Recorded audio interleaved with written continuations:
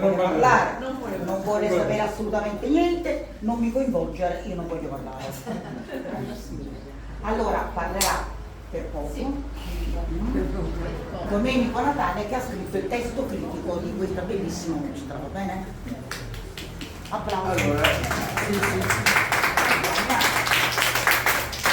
io per fortuna sono dotato di microfono incorporato, e questo mi viene spesso imputato come un difetto, però vabbè.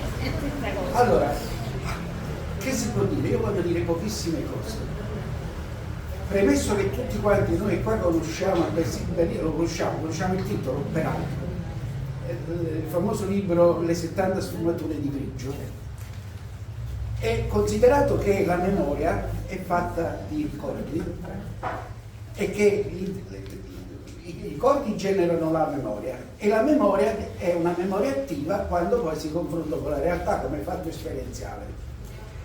Il problema da domandarci è che, proprio conoscendo le sfumature di grigio, ha un senso per noi, può avere un senso per noi ricordare il primo bacio se oggi io sto manifestando una forma di affetto?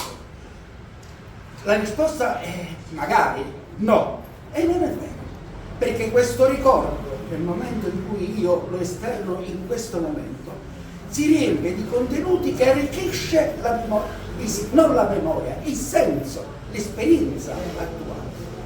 Questo è il colore del ricordo. Ora che fa questo signore? Questo signore prende i ricordi suoi, che sono tutti incorporati nella sua casa che si allarga, come ho scritto, sui quartieri spagnoli. Io non dico nient'altro perché è tutto scritto qua, e ce li riporta a noi.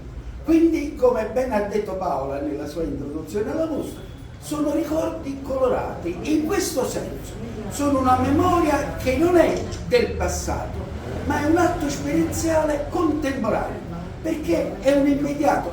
Ovviamente tutto questo ha una dimensione estetica, è una memoria estetica, e in quanto tale è possibile oggi recuperarla e farla diventare esperienza. Questa mostra nasce da questo, non ho nient'altro